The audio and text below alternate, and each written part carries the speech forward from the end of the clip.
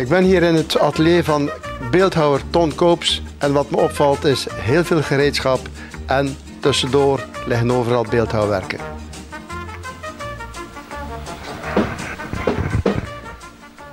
Ton.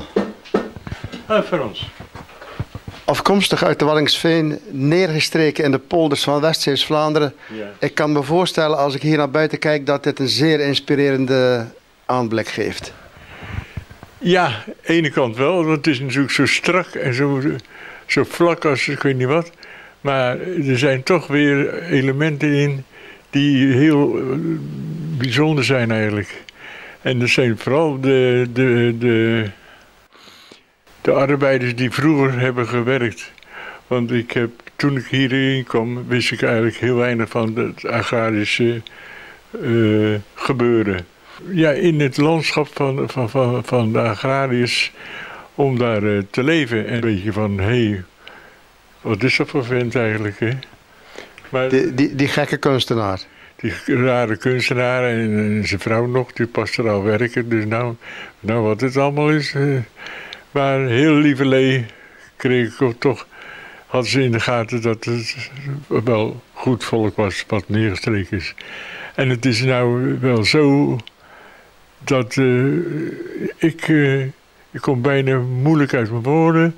Gewoon dat ik zo emotioneel ben dat ik wegga. En dat is, ja, dus ik kan dat niet meer behappen, de tuin en al de familie is zo ver vandaan. Dus ik ga terug naar Holland, hoe ze het hier altijd zeggen. Ik kan me voorstellen, je woont hier al 25 jaar. Ja. Je bent helemaal ingeburgerd. Je bent ook de plaatselijke molenaar hier. Ook nog. Ja. En ik kan me voorstellen dat je met pijn in het hart weer vertrekt uit de streek die je heel erg lief hebt. Ja. Maar je gaat weer terug naar je geboortestreek. De gezondheid heeft er ook mee te maken. Ook, ja. En ik kan me je emotie best goed indenken. Ja. Het is echt, je bent een van hen, of niet, zo is de bevolking. En dat is, ik vind dat prettig. Ik bedoel, iedereen weet waar je aan toe bent eigenlijk. Ja. Er wordt geen toneel gespeeld. Ja, ik heb het heel gewaardeerd. En door daar in de molen te werken, heb ik weer een element natuurlijk. Ik heb het niet gedaan dat ik denk, god, dan kom ik in een goed voetje, of een wit voetje bij de bevolking. Maar zo'n molen, ja, dat is natuurlijk een gigantisch apparaat, hè. Ton, we staan hier bij je eerste kunstwerk. Ja. Een zakkendrager, zo te zien. Ja. Een tamelijk figuratief beeldje. Ja. Ik heb ook gezien dat je heel abstracte kunst hebt gemaakt. Ja. Waar zit het nou bij jou? In de figuratieve kunst, in de abstracte kunst, hoe moet ik dat zien? Ja, je moet zien, dat hetzelfde als fietsen.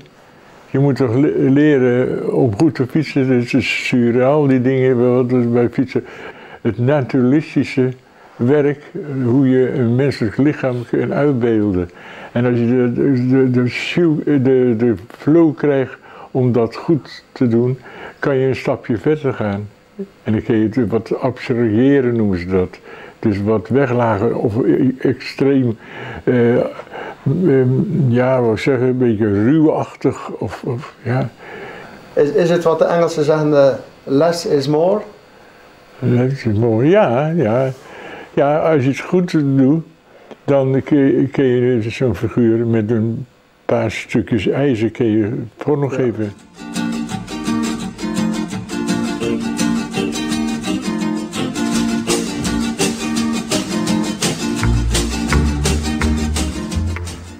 Figuratieve kunst, heel duidelijk. Ja. Een meneer met een pet op. Ja. Maar als ik dan dit zo zie, dan denk ik, een meneer met een pet op, wat stelt dit voor? Ja, waar je er zelf in ziet. Hè? Je moet zelf zoeken naar gevoelens. Wat gebeurt er? Wat zijn het voor dingen? Zijn het vleugels? Mijn eerste indruk zou zijn een engel. Engel, super. Wat jij maakt bepaal ik wat het is. En als ik het lelijk vind, dan moet je helemaal niet kijken. En als je het mooi vindt, dan kun je het kopen. Ja, en dan is het wel zo, kunst is heel persoonlijk. Ja. En daar moet je eerlijk... Dus ik heb nooit de moed voor gehad om iets te maken dat ik denk, dan vindt iedereen het mooi. Voor mij is het belangrijk dat ik het zelf mooi vind en anders doe ik het niet. Ton, is dat je soms hele ronde vormen hebt. Ja. Maar dan zie ik dit bijvoorbeeld. En dat is weer heel strak. Ja, ja. Jij hebt niet een bepaalde stijl? Of hoort dat bij jouw stijl? Nou, mijn stijl is steeds zoeken naar een nieuwe weg. En dat is mijn stijl. Dus die sjouwerman in mijn atelier, dat is een van de eerste beelden. Ik heb hier een zalmvissertje. Kijk, dan ga je al ja, wat figuratiever en wat naar de mensen toe. Maar dan kom je op een punt, dan ga je weglaten. En dat is het moeilijkste. En toch dat gevoel over te brengen, dat is heel moeilijk. Hier in Waddinxveen, waar ik geboren ben, er waren heel veel meubelfabrieken. En mijn vader werkte op een meubelfabriek en daar kon ik veneer krijgen. Je kunt zoeken naar allerlei mogelijkheden om iets te creëren wat nog niet gecreëerd is. Daar gaat het eigenlijk om, tenminste bij mij. Als ik dit in een tuin zou zien staan, zou ik van een afstandje denken, er is een draad in een stuk steen gestoken. Wat zie je dan? Dan zie ik een stuk draad die in is. Ja, inderdaad. En een beetje fantasie. Wat ik zou kunnen zien met een beetje fantasie. Dit zou een dame kunnen zijn, die met haar benen een beetje gekruist staat. Ja. Een reizige heer. Dat zou ik kunnen zien. Nou, ik vind het super, want ik liet je praten. Nou, dat is het. Die ronding. Het is geen flauwekul, hè. Het is strak en het is sterk. En het is bijna niks. Je kan het niet maken als je niet de gave hebt om met heel eenvoudige dingen toch iets te zeggen. Dat is het eigenlijk. Beeldhouwwerken zijn driedimensionaal, maar jij hebt ook tweedimensionale beeldwerken. Inderdaad, beelden. En het beroemdste is natuurlijk het beeld in Zaltbommel van Jip en Janneke, waar we hier een kleine versie van zien. Ja. Tweedimensionaal. Ja. Hoe kom je op het idee om dit tweedimensionaal? Nou, er was jaren geleden was er een prijsvraag, of ja, ik weet niet, openbare aanbesteding, om een beeld te maken van Jip en Janneke. Dus ik moest wel aan de gang. Ik denk, nou, hoe ga ik dat doen? En ik denk, ja. Maar al gauw dacht ik, goh, ik neem het gewoon als plaatsmateriaal en dat op elkaar en dan krijg je op een gegeven moment, kijk. Het figuurtje, zie je, dat zijn de benen, die zijn hier op elkaar, dit loopt weer door en de halsje zit hier tussen. En wat was er nou? De meeste kunstenaars die kwamen niet op dat hele makkelijke punt eigenlijk.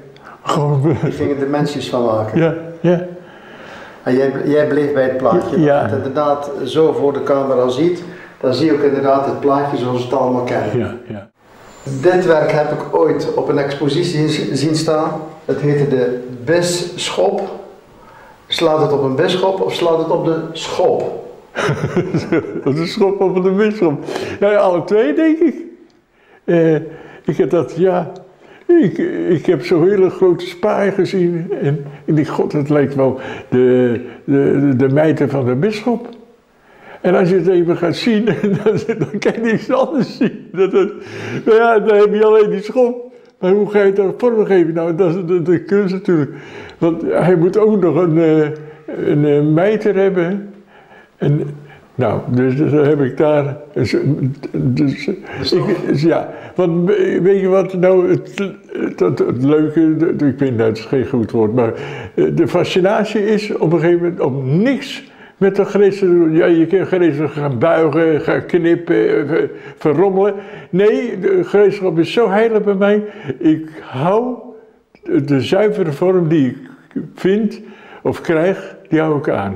En ook deze passen, dat is een krompassen, maar die hoort open en die horen daarin, maar die kun je niet gebruiken. En dat is met veel van die dingen natuurlijk. En dat is een mannetje, een kerel. Ja, en die laat alles zien. Kerel die achter de vrouwtjes aan zit. Denk het, ja. Ik weet niet, soms is het groot, soms is het klein, ik weet het ook niet. Ton, je had het al verteld, je vertrekt weg uit Zeeuws-Vlaanderen, je gaat richting je geboortestreek. Ja. Je kan niet al die kunstwerken meenemen. Wat gaat er mee gebeuren? Man, het is een drama, daar moet ik allemaal afstand. Ik heb eigenlijk geen beelden die ik niks vind, want die sloop ik altijd. Een week later heb ik het gemaakt. Ja, is dat nou? En dan op een gegeven moment dan heel lieverlee, na een half jaar ligt hij helemaal bij de vuilbak. Hè. Ja. Maar wat ik hier heb staan is toch een oeuvre goed, ja. Het gaat niet mee richting Gorinchem? Nee, want we hebben niet zoveel plaats eigenlijk. Of we hebben niet een groot landhuis gekocht, maar gewoon een appartement. Dus ja, ik probeer zoveel mogelijk te verkopen. En ik moet zeggen, het valt me niet tegen. Nee, dit is al verkocht? Ja. Dus, en weet je, het is, je kan zeggen, nou ja, dat is het ergste wat is om dat te slopen natuurlijk. Maar hoe moet ik zeggen? Gewoon je drijfveer, ja, om dingen te maken die in de ruimte zijn, waar iedereen, ja, hoe moet ik zeggen, zijn eigen ideeën in kwijt kan. En dat is de taak van de kunstenaars, om zuivere beelden te maken. Die vanuit je eigen innerlijk zeggen. En nou, hoe mooier kan het dan niet zijn als je dus zo'n beeldje in de huid. En heel veel mensen die al 10 jaar een beeldje hebben, zeggen ze, Ton, kijk, hij staat er nog hoor. Staat er nog, ja. En nou, dan is het mooi. En dan heb je het gevoel dat je het goed gedaan hebt. Dan heb je het goed gedaan. De passie die... Ja, en niet voor mezelf, want ik bedoel, dat is... Maar je wilt toch kunst is toch een extra dimensie in je leven. Ja. En die moet je proberen te koesteren, denk ik, ja. Je vertrekt binnenkort, wat je al zei, richting het midden van het land. Ik wens je een goede reis. Ja, dankjewel. En ik hoop dat je nog heel wat kunst kan aan de waarderende liefhebber.